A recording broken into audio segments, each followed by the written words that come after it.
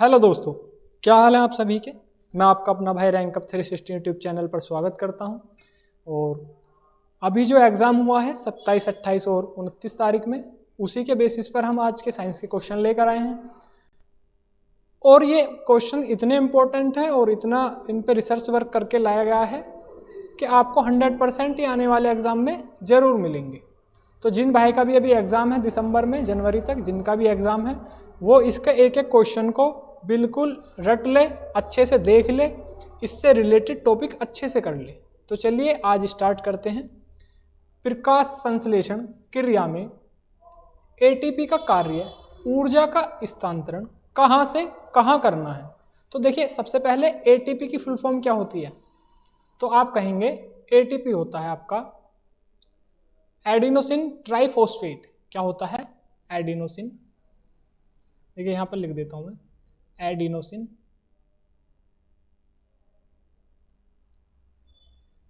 Triphosphate. ठीक है, तो सॉरी ये क्या हो रहा है। तो इसमें क्या होता है प्रकाश संश्लेषण में, देखिए एटीपी क्या होती है, हमारी एनर्जी की इकाई होती है, एडिनोसिन ट्राइफॉस्फेट।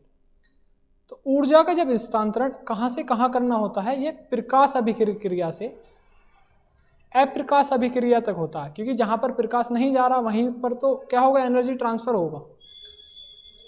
ठीक है, चलिए नेक्स्ट क्वेश्चन है आपका, कौन सा कार्बनिक अम्ल अंगूर, इमली तथा बेकिंग पाउडर में प्रचुर मात्रा में विद्यमान रहता है। तो कौन सा रहता है? आप कहेंगे टार्टरिक अम्ल। नेक्स्ट क्वेश्चन, वायुमंडल में पाई जाने वाली गैसों का कौन सा सही घटता क्रम है। देखिए वायुमंडल में जो गैसेज हैं वो पाई जाती हैं किस परसेंटेज में, मैं बता देता हूं आपको। 78% में तो होता है आपका नाइट्रोजन, 21% में होता है आपका क्या, ऑक्सीजन, और इसी तरह से क्या होता है आपका आर्गन 1% से कम में होता है, CO2 होता है, नियॉन, बाकी जितने भी गैसेज हैं हमारी वो इसी तरह से बहुत कम परसेंटेज में होती हैं। लेकिन नाइट्रोजन और ऑक्सीजन जो होता है आपका 78 और 21% होता है, ये आपको पता होना चाहिए। चलिए, आनुवांशिक विभिन्नता का प्रमुख कारण है, देखिए गुणसूत्रों में क्रॉसिंग ओवर होना, ये क्या है, आनुवांशिकता विभिन्नता का प्रमुख कारण है। आप ये बताइए, डॉक्टर हरगोविंद खुराना को जानते हैं आप? डॉक्टर हरगोविंद खुराना जानते हैं आप? 1968 में इन्हें क्या मिला था?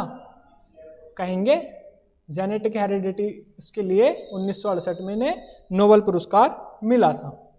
नेक्स्ट क्वेश्चन है आपका, कौन सा पौधा जल में उपस्थित प्रदूषक को सर्वाधिक अवशोषित करता है। तो कौन करता है? इकोरेनिया। नेक्स्ट क्वेश्चन है आपका, त्वचा में स्थित कौन सा वर्णक सूर्य की पराबैंगनी विकिरणों से बचाता है।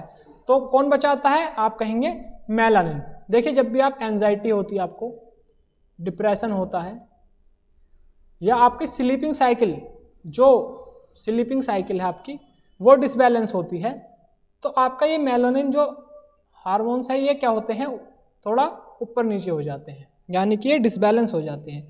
और डिसबैलेंस होने के बाद क्या होगा, आपकी इसका असर आपकी स्किन पर दिखता है, जो झाइयाँ हो जाती हैं, चेहरे पर जो ब्लैकनेस आ जाती है वो। चलिए नेक्स्ट क्वेश्चन देखते हैं, पृथ्वी के पारित घूमने वाले का यहाँ पर है कृत्रिम उपग्रह से बाहर गिराई गई गेंद, यानी कि किस तरह से होगी, जब पृथ्वी के पारित घूमने वाली कोई कृत्रिम यानी कि आर्टिफिशियल सैटेलाइट है, उससे जब गेंद गिराई गई है तो क्या होगा। तो पृथ्वी के पारित उपग्रह के सामने आवर्त काल के साथ उसी के कक्ष में घूमती रहेगी, यानी कि जो हमारी सैटेलाइट है उसी के साथ क्या रहेगी, उसी आवर्त उसमें कक्ष में वो घूमती रहेगी। तो कैसा लग रहा है, अब तक मजा आ रहा है? अगर आप चैनल पर नए हैं तो चैनल को सब्सक्राइब करें और वीडियो को लाइक जरूर करें। सभी से अनुरोध है कि वीडियो को लाइक करें। एक पौधा सबसे तेजी से कहाँ से बढ़ता है। तो कहाँ से बढ़ता है? आप कहेंगे तने से। और केले के पेड़ में क्या होता है आपको पता होगा, सबसे ज्यादा तना किसमें होता है? केले के पेड़। भाभा परमाणु अनुसंधान केंद्र में विकसित निस्गरुणा प्रौद्योगिकी क्या है? तो यह है एक थोक अपशिष्ट प्रबंधन प्रौद्योगिकी।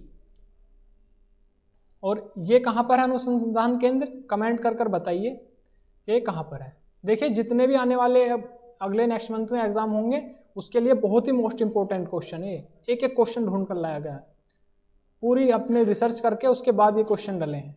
धमनी आर्टरी के संदर्भ में असत्य है, इनमें रुधिर दबाव के साथ धीरे धीरे बहता है। यानी जो इनमें असत्य बात है कि इनमें जो रुधिर है वो दबाव के साथ धीरे धीरे नहीं बहता है। ठीक है, नेक्स्ट क्वेश्चन देखिए। वैज्ञानिकों ने हाल ही में मानव शरीर में किस एक नए अंग की खोज की है? किस एक नए अंग की खोज की है? देखिए ये यहाँ पर गलत है, इसकी खोज नहीं करिए, सॉरी। तो ये करंट का सवाल है, बिल्कुल आपको इसका आंसर मुझे बताना है कमेंट बॉक्स में, इसीलिए मैंने ये यहाँ पर ब्लैंक था, ये पता नहीं कैसे रह गया।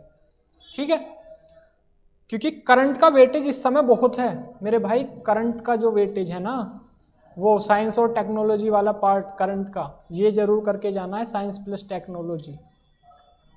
ठीक है ना। और मैंने एक वीडियो में आपको बताया था कि क्या क्या आपको करके जाना है, मैथ्स में क्या क्या टॉपिक रहेंगे इंपॉर्टेंट, रीजनिंग में, साइंस में। ठीक है ना।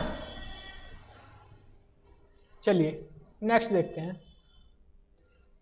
नेक्स्ट आपका खतरे के संकेत के लिए लाल प्रकाश का प्रयोग क्यों किया जाता है? आपने देखा होगा ना, जब भी ज़्यादा हम खतरे के उसमें यूज़ क्या करते हैं, रेड कलर करते हैं। जब हम डूबते हुए होते हैं या कहीं फंस जाते हैं जंगल में या किसी आइलैंड पर, तो क्या करते हैं, रेड कलर का वो होता है ना, उसको ही को जलाते हैं।